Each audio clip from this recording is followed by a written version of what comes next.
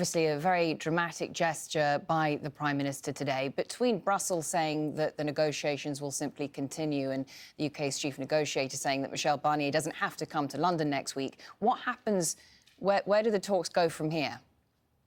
Look, I don't think we should be too carried away about the drama, frankly, today. I think another mini crisis was certainly expected on the EU side. We know Boris Johnson was originally hoping for an agreement at today's council. When it was clear he wasn't going to get that, he was hoping for some concessions on the process. So this idea of intensified talks, the EU didn't even give him that. So of course he has to respond and up the ante, and that's exactly what he's doing. I suspect Michel Barnier and David Frost will now talk on Monday. What they'll agree among themselves is a slightly more intensive format, a better structure that does play and meet some of these UK objectives. And then I suspect the talks will continue.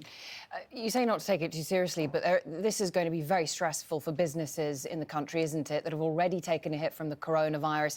Now they're facing the prospect of tariffs, the very real possibility of tariffs on trade with the EU. It is stressful, and there's going to be a tremendous amount of uncertainty. But frankly, I don't think a deal was ever realistically expected prior to kind of mid-November, that kind of time frame. And, we're in the teeth of the negotiation now. The government has moved a bit on a key offensive interest for Europe, that state aid. There are some suggestions, if you look closely at Emmanuel Macron's press conference, that the French are preparing to move on fish. That will unlock a key trade-off between these two big outstanding issues, and then the rest are not details. There are important issues that need to be resolved, like governance, like other aspects of this so-called level playing field. But I think the deal is there to be done, and I've not really seen anything, frankly, today that fundamentally alters my base case that a deal will be done, but it will take a bit more time to draw down.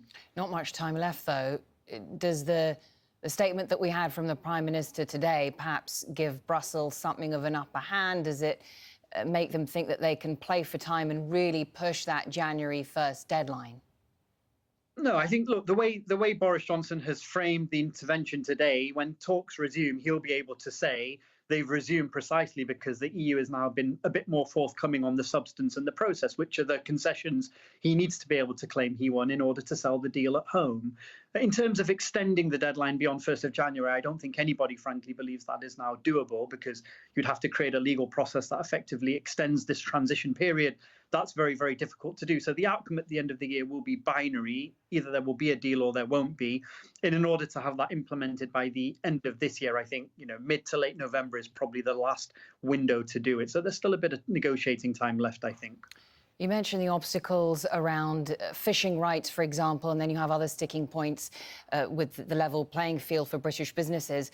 But fundamentally, the politics here is that you have the Prime Minister's need to make Brexit successful and the EU trying to make sure that that doesn't happen. How do you get around that?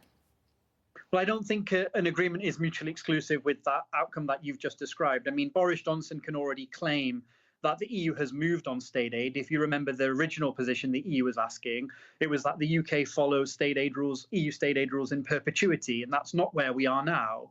I mean, what the UK will agree to is a set of principles that approximate what the EU is doing, but certainly not following EU rules and regulations in perpetuity. So there's already a win on state aid that the government can sell. On fish, an accommodation needs to be reached between the French and the Brits, and I suspect one will be found. Originally, the EU was asking for status quo access to UK waters.